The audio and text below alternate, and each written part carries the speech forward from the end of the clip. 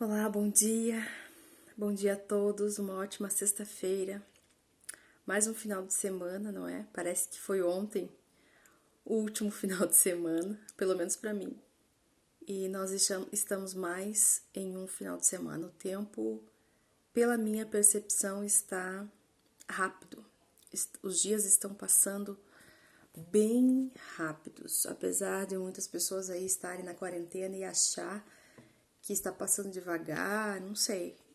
A minha percepção é que está passando muito rápido. Nós já estamos em abril, não é? Natal foi ontem e está passando tudo muito rápido. E isso nos faz refletir ainda mais sobre as Escrituras, sobre o que a palavra de Deus nos diz e nos alerta.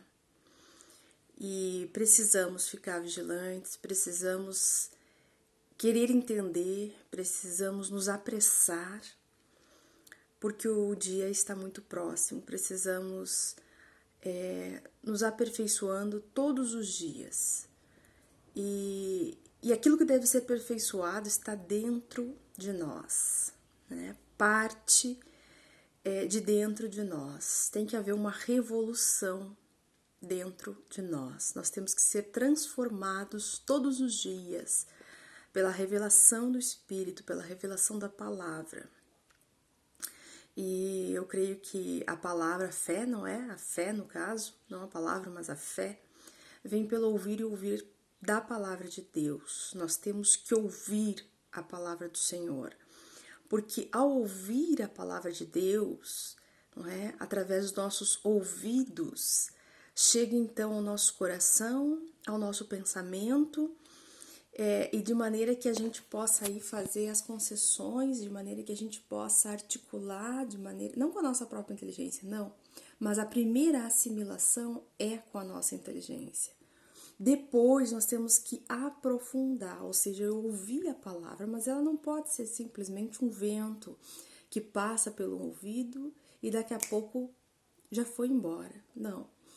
A palavra ela tem que permanecer, não é? A fé vem pelo ouvir, o ouvir pela palavra de Deus, mas nós temos que ouvir ainda mais, nós temos que meditar ainda mais, nós temos que buscar ainda mais, né? Para que nós venhamos sentir a presença do Espírito Santo, para que nós venhamos ouvir a voz do Espírito de Deus falar conosco. Não adianta nada nós ouvirmos a todo tempo qualquer coisa, né? Mas nós não estarmos com o nosso coração voltado a aprender. Não adianta nada, por exemplo, eu sou professora de língua portuguesa, literatura e redações. Não adianta nada eu estar ali disposta a explicar alguma coisa, algum saber sobre estas áreas, mas o aluno, o estudante, não quer ouvir. Ele não está com a sua atenção voltada para aquilo, ele não quer fazer. Por isso que há muitos alunos que vão para as escolas, sim, mas porque são obrigados, não é? Eles têm que ir. Né? Por enquanto eles são governados, não é? Eles estão sobre a autoridade dos seus pais e eles precisam cumprir essa tarefa de ir à escola. E aí, na casa, este estudante já provoca ali, porque ele não quer atenção, ele não quer ouvir os seus pais, ele não quer ouvir os mais velhos, ele não quer ouvir os exemplos, ele não quer fazer. Né? Ele até ouve, mas está ali intacto, como se fosse uma parede. E aí então vai para a escola e isso ocorre a mesma coisa. Só que lá, não é? Tem outros cenários. Há outros alunos que também estão nesta mesma situação. E aí então o professor tem que lidar com tudo isso. E, enfim, mas eu não vou entrar nessas questões. O que eu quero é exemplificar que se um aluno não quer aprender, ele simplesmente está ali ouvindo a aula, mas ele não quer exercitar, né? Ele não quer praticar aquilo que ele tem aprendido, aquilo que ele tem ouvido, né? Para que ele possa aprender. A mesma coisa somos nós. Se nós estamos ouvindo a palavra do Senhor, mas nós não estamos com o nosso coração voltado para aprender, praticar e assim passarmos a ser ensinados, a compreender, nós não vamos entender a palavra do Senhor, o Espírito Santo não vai nos revelar nada. Então, é necessário essa disposição daquele que ouve, para que então seja ali efetuado o aprender, né? Aquele ensinar possa fazer efeito na nossa vida, possa fazer diferença, que possamos praticar aquilo que é ouvido, né? O aluno pratica o exercício, ele coloca o saber dele ali naquele exercício, na prática, ele então aprende. E nós também, se nós só ouvirmos e não colocarmos em prática, não queremos entender, não vamos aprender, né? Por isso que muitas vezes há pessoas que sabem a Bíblia, sabem tudo. Eu confesso para você que eu não sei, eu me perco ainda, eu preciso estar ali com a Bíblia na mão, às vezes a gente não encontra um livro, né, demora mais para encontrar, eu não decorei e até eu não gosto de decoreba, como diz, não é? Eu acredito que o saber, que o aprender não vem da prática da decoração, né? Decoração não de enfeite, mas sim de decorar, de saber de cor alguma coisa. Acho que o ensino, o aprendizado tem que saber de maneira eficaz no sentido de prática, no sentido de realmente compreender e fazer. Aí sim, aquilo ali grava, aí sim aquilo ali passa a ser parte integrante do saber de qualquer pessoa. E a palavra de Deus, para mim, é assim. Se eu leio uma palavra, ela é grande demais, tem muitas coisas, né? Apesar do Senhor ali resumir, não é, nos 2 primeiros mandamentos. Mas nós, como temos essa oportunidade de ler a palavra, de ter mais um tempo, nós então nos dedicamos. Só que nós só vamos aprender essa palavra na prática, quando nós praticarmos. E aquilo ali vai fazer sentido. É como se fosse um círculo, né? Você ouve, mas se você não continuar ouvindo e praticar, você não vai fechar esse ciclo. E o fechar desse ciclo corresponde à prática efetiva e aprendizado. Né, corresponde ao nosso aprendizado, ou seja, aquilo que ficou gravado. Quando fecha esse círculo, quer dizer que nós compreendemos, que nós executamos, agimos e que nós, então, aprendemos, que nós sabemos sobre determinada coisa. Nós temos a experiência ali sobre aquela coisa, sobre aquele saber, enfim. E a palavra de Deus é a mesma coisa. Portanto, o tempo está mais curto e está mais próximo do Senhor, da vinda do Senhor. Eu quero compartilhar aqui uma palavra com você que está lá em Romanos, no capítulo 12, no versículo 15, em que diz: alegrai-vos com os que se alegram e chorai com os que choram. Para mim aqui é um exemplo clássico, de nós nos colocarmos no lugar do outro. E face, em tempo, agora, nos colocar no lugar do outro.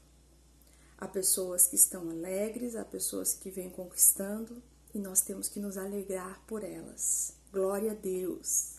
Que bom! Nós temos que estar com o coração alegre por aqueles irmãos que estão conquistando, que estão conseguindo se libertar, que estão conseguindo avançar, que estão tendo entendimento na palavra, que nós vemos verdadeiramente o Espírito movendo a vida dele. E não as coisas deste mundo ou a sabedoria deste século, mas verdadeiramente o Espírito de Deus. E, né, sabendo que aquele que discerne o Espírito tem que andar em Espírito. Nós não vamos conseguir também discernir se nós não estivermos em Espírito, né? E chorai com os que choram. Há muitas pessoas que choram por várias coisas.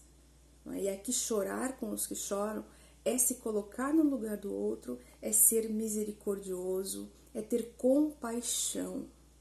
Aquilo que o Senhor Jesus teve por ti e por mim, por nós. Nós temos que praticar aquilo que o Senhor Jesus tem nos ensinado.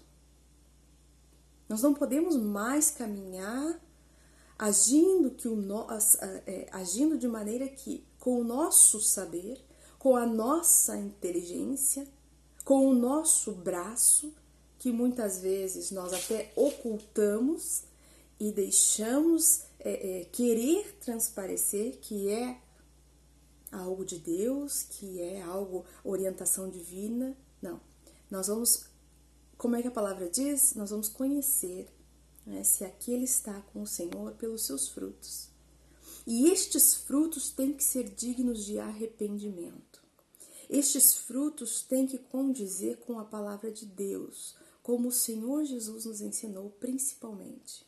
Porque Ele veio aqui em carne e osso para nos dizer como deveríamos proceder. O que estava dentro das nossas limitações e como deveríamos agir com o nosso próximo, com a Deus. Tanto é que eu volto aqui a dizer, ele resume os 2 primeiros mandamentos, como sendo os que compreendem tudo. Amar a Deus sobre todas as coisas e amar ao próximo como a ti mesmo. Esses 2 mandamentos nos levam a outras questões que a palavra aborda. Se nós cumprirmos estes 2 mandamentos, nós estaremos automaticamente nos aperfeiçoando nos demais. Não estou dizendo aqui que você deve só observar isso, não. E nem o Senhor Jesus, quis resumir a sua palavra nisso. Mas Ele está dizendo que isso é o princípio. E se nós não começarmos do princípio, nós não chegaremos ao fim. Se você não começar uma casa pelo seu alicerce, pela preparação, você não vai chegar ao fim. Se você chegar, ela vai cair. Então, nós temos que iniciar pelo começo. Parece redundante? Pode ser, mas tem um entendimento aí. Nós temos que começar estruturando. Nós temos que começar pelo princípio. E o princípio é: ame a Deus sobre todas as coisas. E ame o seu próximo, como a ti mesmo. Aquele que fizer ao próximo está fazendo ao Senhor. Nós temos que nos amar. Nós precisamos ultrapassar a ala das diferenças, das discórdias, e nós temos que nos unir em Cristo, levantando ali as características de Cristo e exaltando essas características e deixando para trás tudo que é da velha criatura, tudo aquilo que não é. Não, isso não corresponde à prática do Senhor Jesus. Isso, o Espírito Santo nos toca para isso. Isso não condiz, isso não bate, isso não é legal. E na dúvida, pare, não faça. E eu creio que aí então nós avançaremos. Aí então nós estaremos começando a ter um coração sensível para as coisas de Deus. Nós precisamos ter um coração sensível, um coração disposto a obedecer, um coração disposto a compreender. E aí então, nós vamos começar a fazer realmente a vontade do Senhor.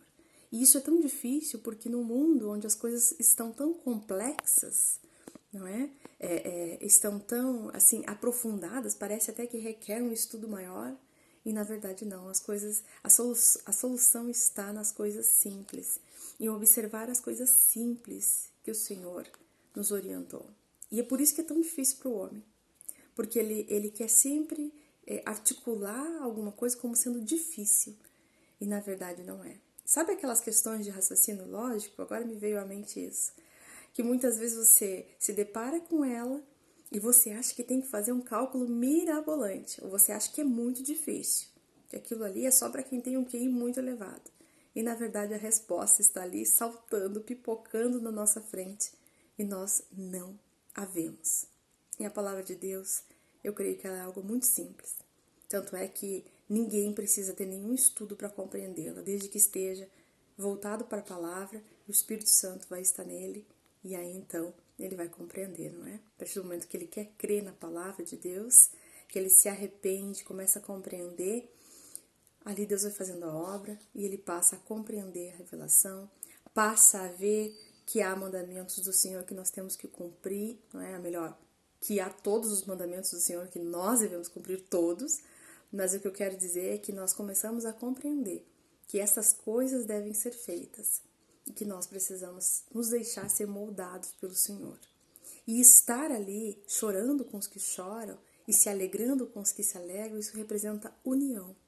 Isso representa estar debaixo da mesma autoridade que é o Senhor Jesus. Esta é a nossa autoridade. E nós, enquanto irmãos, não é à toa que este nome é dado. Nós temos que caminhar juntos. Nós temos que andar juntos. A palavra nos diz que é um amigo mais chegado que um irmão. Quem é este amigo mais chegado que um irmão? Pode se referir a pessoas daqui, sim. Mas para mim, o amigo mais chegado que um irmão é o Senhor Jesus. Ali há a definição certa do Senhor Jesus. Há uma definição propícia. Quem é o Senhor Jesus? Tá bom? Deixa essa palavra com você. Deus te abençoe. E até uma próxima mensagem, se Deus quiser.